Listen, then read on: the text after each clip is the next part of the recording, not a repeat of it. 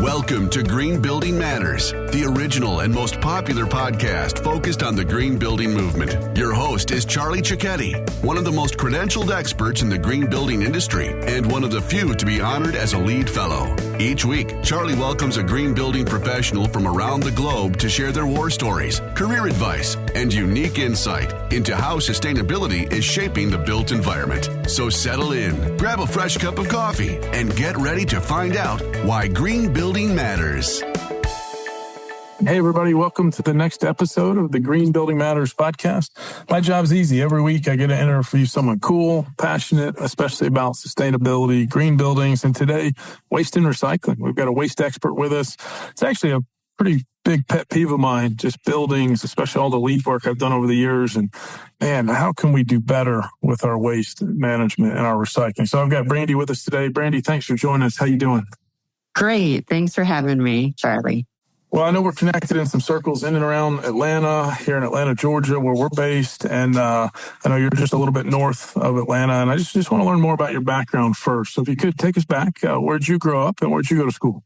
So I grew up, I was born in Lackawanna, New York, which is in a little suburb of Buffalo, New York. And my parents, my father in particular, worked at the Ford plant. And he said, this is not the life for me when I'm raising up two little girls. So he had a little hunting cabin and a good friend that showed him the ropes of dairy farming. So we moved south to Chautauqua, New York, and I grew up on a 40-head, dairy farm where the value of work and work hard was instilled in me. And I think that's where I get my work ethic from, is growing up on a dairy farm. And I then went to SCAD, Savannah College of Art and Design in Savannah, for their 5-year master's program. And that was right at the beginning of United States Green Building Council. And so that is where I fell in love with this idea of renewable energy. My thesis was in Beaufort, South Carolina, with every type of renewable energy I could research and, implement within my thesis there, because it was something that really you see, nature being your best resource, and how do we use it effectively? So I love that hard work on the farm. Out of my 380 plus podcast guests, some started farming, and I love that connection to nature. Probably resourcefulness too, right? And all right, you've been in the South for a while. I lived in upstate New York for about 4 years when I was young, and that's where I guess your accent develops. But I don't know. I don't hear too much New York there anymore. So maybe you've been in the South for a while. And for those listeners that aren't familiar with SCAD, just an amazing college in Savannah. I expanded the campus here in Atlanta too, and just love all these amazing degrees coming out of SCAD. So make sure everybody check that out. So when you were there, what was sustainability like, even when you were taking classes or maybe just out of school? You said the USGBC was just kind of ramping up. Was green buildings the thing and lead, or it was just, it's renewables? I don't know. What was sustainability at the time? It's so funny because I think coming from New York State, they're a deposit bill state. So bottles and cans was my gas money when I was going to soccer practice. And you come to the South and they're throwing everything away. And so there was an interesting conversation. I worked throughout college as a waitress, but then in the architecture department as an administrator, filing all of the things you had to keep NAB accredited and all of the projects, and understanding this little group of us. We started a project. It was called Project Green, and going green's hard. Kermit was our mascot. Somebody's got to do it because you want to have a green. About all of these little ideas that were floating around with the students of saying, how can we build better? What is this United States Green Building Council all about? And how can we implement it? So I literally started a little itty bitty club for, green building and recycling on campus. And then it really just stemmed from me then graduating from there and looking at Atlanta and I worked for Cooper Carey Architects with their hotels division and department and specifying green building products at the time, who was doing it, who wasn't doing it, how much was it costing? The upcharge in the early 2000s was quite a bit of money to go green. And what did that mean for a developer or, even a contractor or an architect to, let's not value engineer this out because it's the right thing to do. But there's a really fine balance at that time of, the cost of specifying a green building product or a renewable energy source. There's a HVAC system, a big fan. Oh gosh, I'm going to forget the name of it because I'm not an engineer. But all these new technologies were coming into play, and that was the conversation we were having. Okay, all this new tech is kind of start to show up. And so fast forward, though, Cooper Carey, another great firm there, hospitality, it sounds like. Just tell us a little more of how that career stacked from there. So rewind just a little bit. It was interesting because when I was working in Savannah, I actually apprenticed with an electrician so one summer I was building Hilton Head High School and really got to know the trades and the industry of saying, okay, it's not just a drawing, it's drawing to actual built structures. And, how does every trade work together? The amount of waste then in the original, in the entire building process. As I went to, I think Piper O'Brien Herr was in Alpharetta. And then when I went to Cooper Carey, it was this idea of specifying, but then building. And that's when I got LEED certified. And from there, 2008 happened and they laid 200 of us off. And so I said, what shall I do? Because the building industry has tanked right now. And I really went back to this idea that I had at SCAD of you don't have as many recycling opportunities in the Southeast as you do in the North because we still feel like land is plentiful here and it's really not. And so they had just passed the building ordinance to offer recycling to multifamily residents, and having that in Fulton County and in the city of Atlanta proper, I teamed with my partner, Ashley, and she and I built a cart service for commingled recyclables. And we employed guys who were at the halfway house at Jefferson Street because our warehouse was off of there.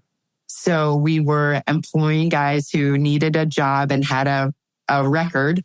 And we had a small service. And that's how I got into the waste and recycling business, because I had all of these contacts at different management, building complexes, and offered them a service that they didn't. There was one other provider of recycling, which was Connex Recycling. And they were overwhelmed. And I said, let's try to build this service out. And from there, I stayed in the industry because it's recession proof. Everyone has trash. Everyone will forever have trash. And that's when I really recognized my motto of placing waste in the right place. Because whether it was me in a consulting role at Rubicon Global or some small waste consulting firms, everybody didn't know how to recycle, what was valuable, what wasn't valuable. And then this idea of deconstruction came into play to say, maybe we shouldn't just blow and go and demolish everything. Maybe we should deconstruct it and pick it apart so that we can then get money back for the metal or chip it up for wood or those kinds of things. And that's really where I've been at some waste recycling. GBB, Gershner, Bruckner, Bratton was the most recent waste consultant I was at. And we did deconstruction for Apple stores. And because Apple has a lot of sustainable goals, they said, okay, let's be better and let's build to a LEED standard, but also deconstruct and get those waste points as well. And it was this idea of, okay, do we divert to restore? Can we ship it up on site? Who's got an aggregate facility nearby? Resource materials, Damon Carson. I forget, I'm sure you know him. He took our skylights and repurposed them and all of our I-beam steel. So that's really where we were recognizing how much value was in trash. I love that. Recession proof. We're always going to have it. We're going to need it and put everything where it needs to go. One of my earliest LEED projects was in Baton Rouge, Louisiana, and they didn't have good recycling for the construction site on that early LEED project. I mean, we're talking, 2009.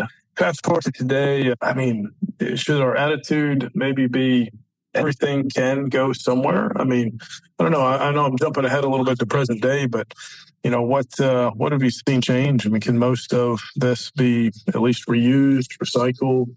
I mean, honestly, the fundamental R's, reduce, reuse, recycle, is still at the core of everything I do and implement.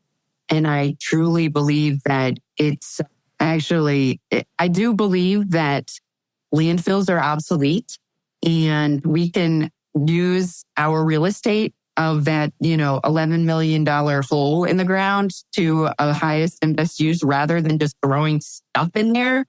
And all of that stuff is truly embodied energy. We took a lot of time to make all this stuff and then we end up throwing it into a hole.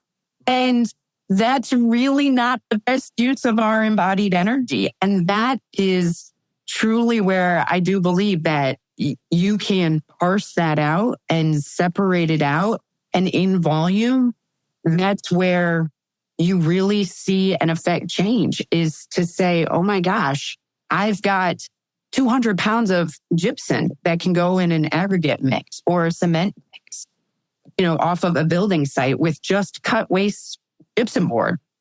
Or, your old lumber can be mulch or, made into plywood. And that is the next best use of your resources instead of just filling up a hole. And I truly believe, short from diapers, which I think is just a reduced kind of effort rather than a recycle kind of effort. There's some hazardous waste that might warrant going into a ground. But honestly, I really believe that the landfill is obsolete and we shouldn't have them anymore, or we shouldn't permit them anymore. Yeah, I've got 3 boys, so my wife did cloth diaper there for most of the time. But I hear you on that. I kind of jumped ahead. Let's do a couple more look backs. Mentors. Have you had anyone along the way that you'd call a mentor? Sujin Wong at SCAD was really he started with my graphics class and showed me how to write and have happy dots and find the best out of life and find a solution for everything. And I actually embrace him. And then also my father, Jim, who, took the leap of faith of just said, let me do what's going to be right for me and my family, not what I'm going to hate for the rest of my life. And he was the true first entrepreneurial spirit that I had instilled in my life. And he said, I had interviewed him when I was like 7. And he said, I'm my own boss with cows. Cows don't talk back. And I'm my own boss. I make my own hours. And that's what I love about being an entrepreneur. And that kind of stuck with me. Interestingly enough, he had pancreatic cancer and died in 96. And so that has really just given me the drive to live for him and through him and really do the best that I can with the passion that God's instilled in me. So he's my other mentor. And I think those two have really sort of been a, foothold in my life. Sounds like 2 amazing people. Thank you. I love asking that question. What are some of your proudest accomplishments so far?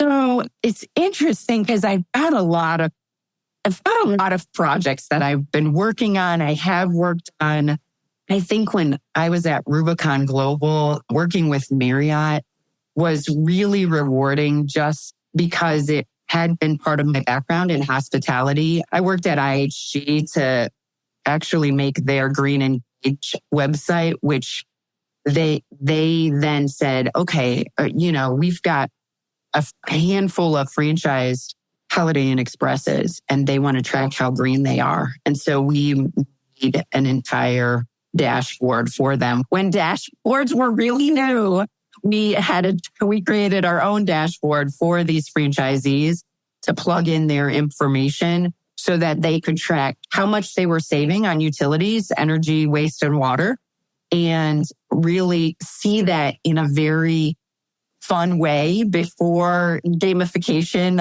of the web was really a thing. And it really empowered the owner to really go green because it was fun and exciting to see like cost savings and how to track that all. And I think what I've been working on for a couple of years is proving out the idea that you don't have to be a deposit build state in order to get cash back on recycling bottles and cans. So I, in 2018, bought a reverse vending machine from a guy up out of Chicago.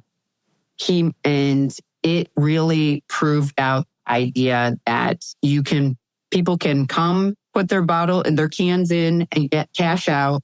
And no, you're not going to get rich quick, but you're creating a value on the things we throw away. And it's still a work in progress. And my big, hairy, audacious goal is to one day have reverse vending machines in all 50 states, not just 10, and really prove out and really expand the concept of value on the things we throw away, in particular bottles and cans. And that's been a little side project that I've been working on. But I think it's fun to see something that you've had an idea about and really make it come to fruition. And, it's kind of my little gold star at the moment. I love it. I'd love to put a link so everybody can learn more about that and see how they can support you. That's super cool. I'd be proud of that too. So, all right, so let's talk present day. Hey, what's keeping you busy? What's the day in the life of Brandie right now? So I recognized probably about a year or two ago, my husband, I took some time off and my husband said, you're passionate about some really particular things. Waste and recycling is really what you're passionate about. And I linked up with Brewmark Flooring. And right now, the trade show industry throws away a lot of stuff, and carpet in particular. And I have created a program where trade show exhibit booths can recycle all of their flooring with Brewmark. And Brewmark produces carpet up in the carpet capital of the world, which is Bolton, right next to Mohawk and Shaw. And I have implemented a logistically closed loop program with Brewmark to recover every piece of flooring that we sell out has the opportunity to come back in and either our vinyl is being recycled into piping and water hoses for long-term use. And then our rebound pad is 100% recycled back into rebound pad because you don't have to look at it and doesn't be pretty. And then most importantly, we are taking all of our carpet, turf, and urethane pad that is really, really hard to recycle because of the layers in it and the composite of it. And we are sending it to cement kilns for alternative fuel. And instead of them using coal, they are using carpet fuel and biomass for their thermal heat process and then re-entering that ash back into the cement mix. And I have been working on this program logistically for about 10 years now. And it's finally coming to light. And the trade show industry is a very small niche industry in which I have the opportunity to control and affect change. And it keeps me up at night because I'm passionate about it. And I want to bring every square foot back to our facilities and recover that for alternative fuel because I want to show people that you don't have to send it to the landfill and it has the next best use. And I am working round the clock these days on that project. There's a lot of players. There's a lot of players there. I love it when we can take byproducts from a certain industry and not just do better with them. But, I've taught a lot of lead prep classes over my career, and fly ash is one we kind of forget about too. It's like, hey, let's put that in our concrete mix designs, less cement. We're taking something that's very carbon intensive, and now we don't need to create as much cement, and it's just overall better. And I think structural engineers have really finally caught up to, oh no, the strength test is there. It's more of a look. We can cover it up, or we'll figure that out. So I love that you're just staying the course on that initiative. What else do we need to know about waste and recycling today? Sounds like obviously you help with not just buildings, but industries, construction, projects. I mean, there's a lot of waste. The statistic I remember is almost 40%, like 36 to 38% of what goes in our landfill, sadly, is from construction and demolition debris. I'm not sure if that's still the number. Hopefully it's improving, but I don't know. What else are you tackling? That's the value proposition of, I think, without naming names, I've got some folks that are my nemesis because they make money hauling air. And, you put carpet or lumber or chipboard or anything into a dumpster and it's really bulky. And they charge you for hauling that and hauling the air that's in there. And I really am passionate about people understanding that you've got to look at what your trash bills are. Like, what are you paying to have that haul away? And if away is to the landfill, okay, we can do better, because that is truly, what is a renewable resource? Let's keep on renewing that, chipping it up, making it into a new resource. Heavy timber and plywood and all of these glulam options need that resource that is going straight to the landfills these days, and you're paying for it. I mean, $75 a ton, a 5-ton max on a roll-off, 30-yard roll-off, like, do the numbers. That's throwing money literally in the trash too. So I think that there's this logistical supply chain, new way of thinking to know that, a tree guy is going to take your dimensional lumber, or if there's a redesign on your local landfill, that's what I'm working with Rome, Georgia on, is let's take $3 million of that, $11 million landfill cell development and just build a larger material recovery facility so that it could denail different things. It could mulch up gypsum board and aggregate and then sell your sand and rock and out back to, the guys who need it. And I think the value of what we're throwing away is sort of what I'm trying best to educate those on it and to really show them and lead by example. It doesn't have to go in a hole and you don't have to pay more to go green. It's really very fundamental. Okay, further. It's, you do just light up about this. I mean, it's amazing. So say we have someone listening that they maybe work on lead projects and we still see only a couple points really on a new construction project to do better here. Maybe existing buildings, we can get a few more lead points. I don't know. How do we maybe support a program like that, but instead just, hey, start here. Most office buildings I work on are 33% diversion. In San Francisco, we can get up to like 80% sometimes. I don't know if someone's just like, gosh, Brandie, there's so much with waste and recycling. Where should I start? Any advice there, whether it's a building that's running or it's a construction project? I think the biggest place you can start is look at how you can use gaylords or super sacks or small hoppers or even rolling carts instead of a 30-yard dumpster, and just start to parse out the waste. I mean, on large office buildings, you have to go down an elevator shaft anyway. So why throw it all into one big pile and heap when you could literally take that cart and, that cart on a trailer and trailer it off to your local lumber yard and have it mulched, and you save $500 on a dumpster fee. So I think the first place to start is to look at how much you're paying for dumpster service and see how you can trailer it and separate it out separately. And even on the a procurement level, you're require the guys to take back their own waste. All plumbers should be taking back their piping, or your electricians should be recycling out their bent pipe and wire. That's copper. It should be have them be responsible for their own waste. It's like going to a campsite, what you bring into a campsite, you better take out because it's valuable to that trade and they can make money on it. So I think the biggest thing is to just not go for the easy button and just say, hey, let me just trailer it away or put it back on the trade to take care of your own waste and keep a clean site and to, recycle back your cut goods and that sort of thing. I love it. Now just yesterday. I know that's a big ask for most contractors, but you start small and you can grow from there.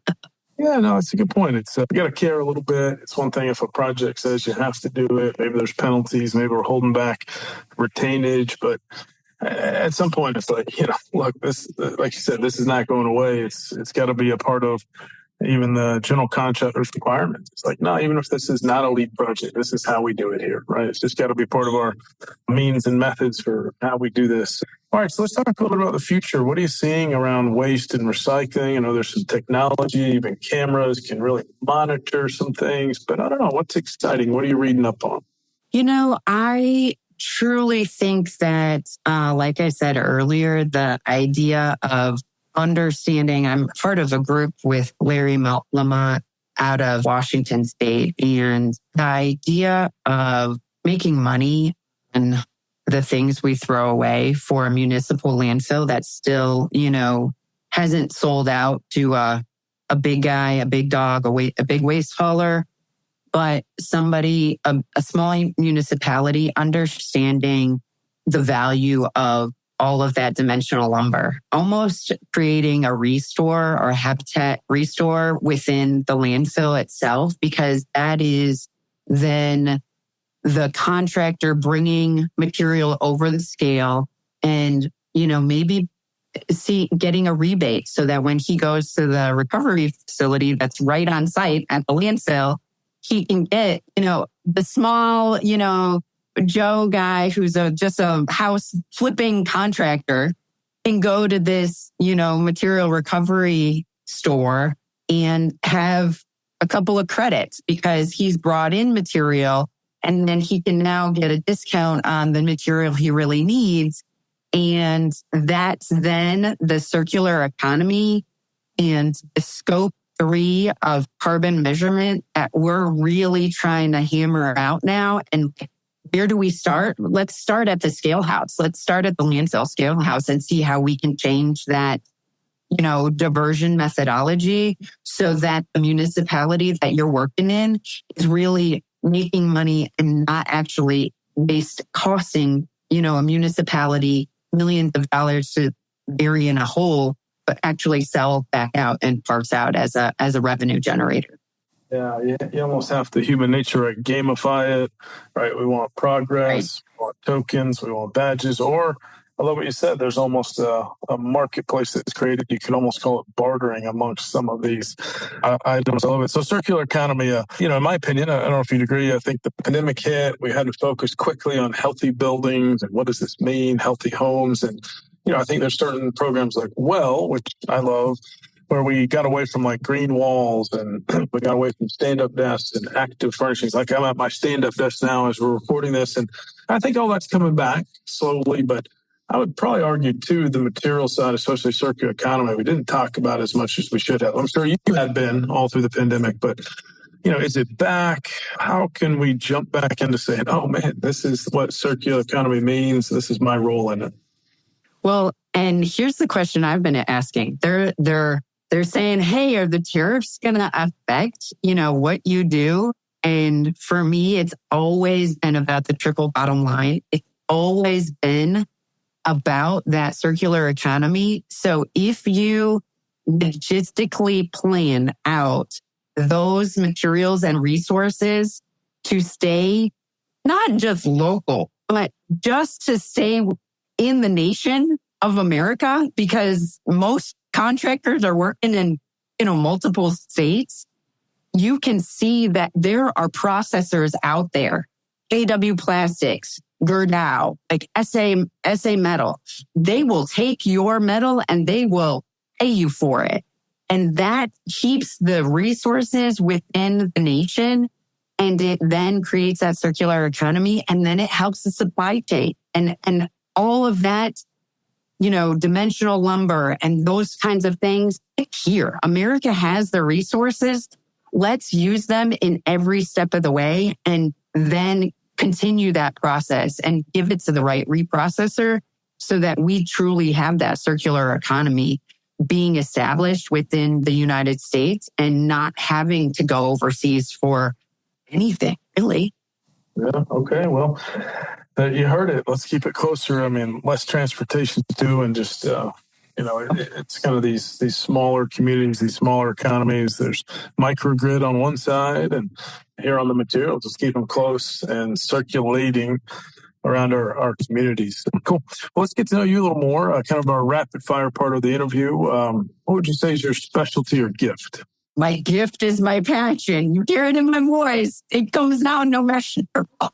I have been told that for the past 8 months and I can't turn it off. So it's a blessing and a curse, but definitely my God-given gift is the passion that I wear openly and know that I won't quit even though the challenges are many.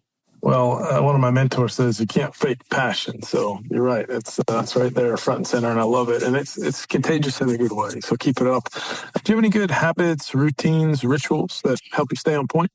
It's funny. I was thinking about this, and I have found myself with a lot of challenges, and I was raised Catholic. And the most consistent thing I do, and ritual-wise, is say the Our Father to help me get through every scenario and challenge I face. It's so religious, but I find myself saying the Our Father at least 25 times a day to get through the day. That's amazing. It's something to be proud about, and it works well, works for you.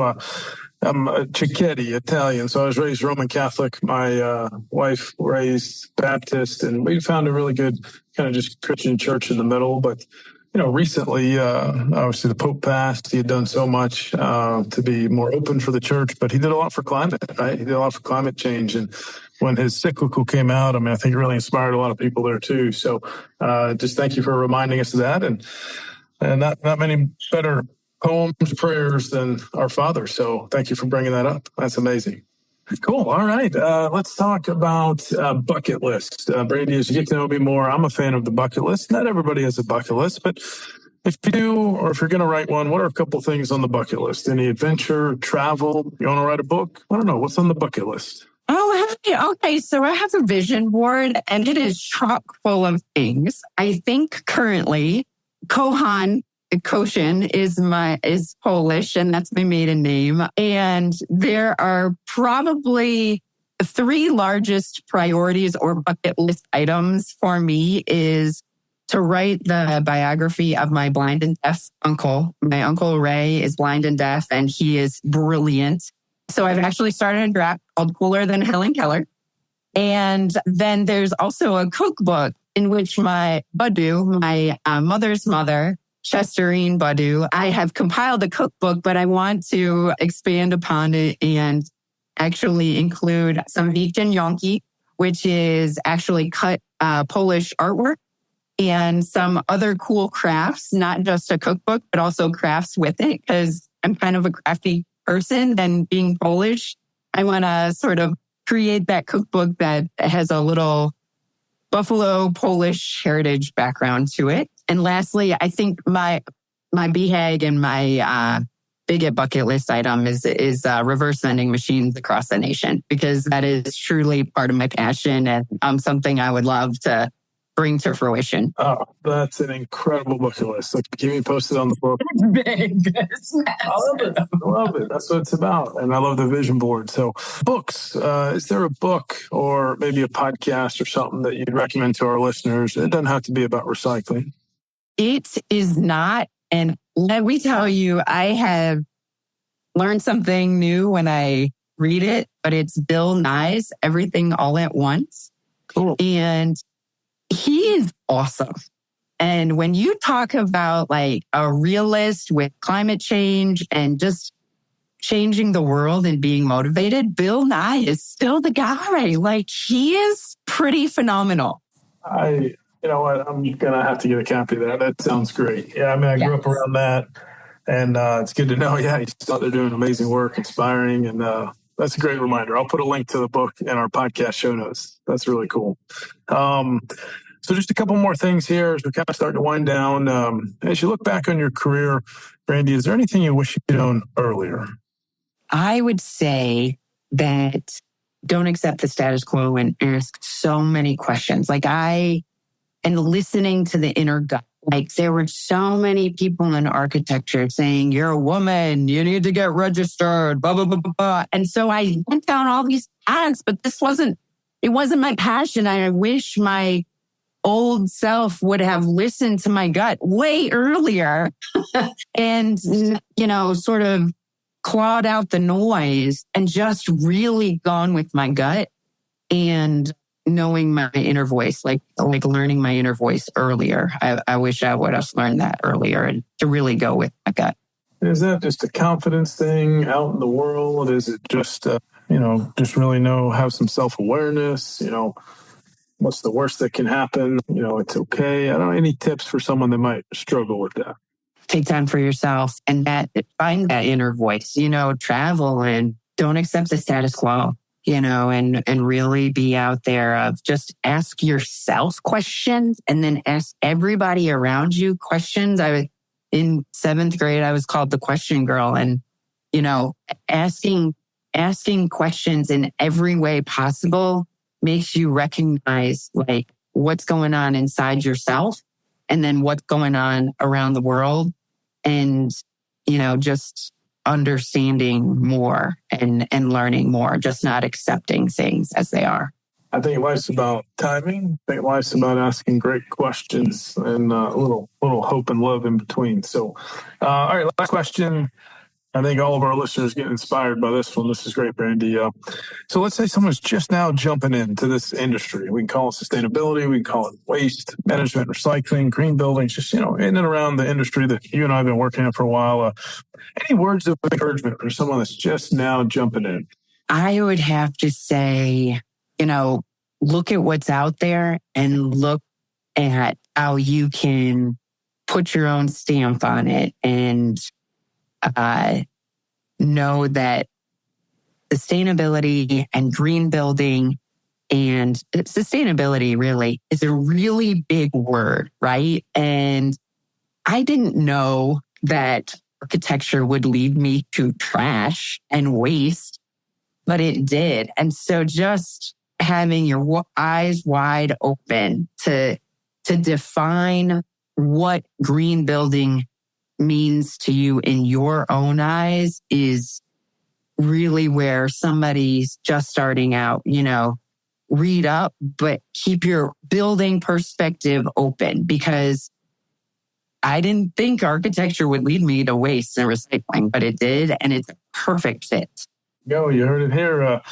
Well, everybody connect with Brandie on LinkedIn. Check out some of the work she's doing. We're going to put a bunch of links in the podcast show notes. And Brandie, I look forward to hanging out more in and around our Georgia Sustainability Circle. And thanks for being on the podcast today. Thank you so much for having me. I appreciate it. Thank you for listening to this episode of the Green Building Matters podcast. At gbes.com, our mission is to advance the green building movement through best-in-class education and encouragement. Remember, you can go to gbes.com/podcast for any notes and links that we mentioned in today's episode. And you can actually see the other episodes that have already been recorded with our amazing guests.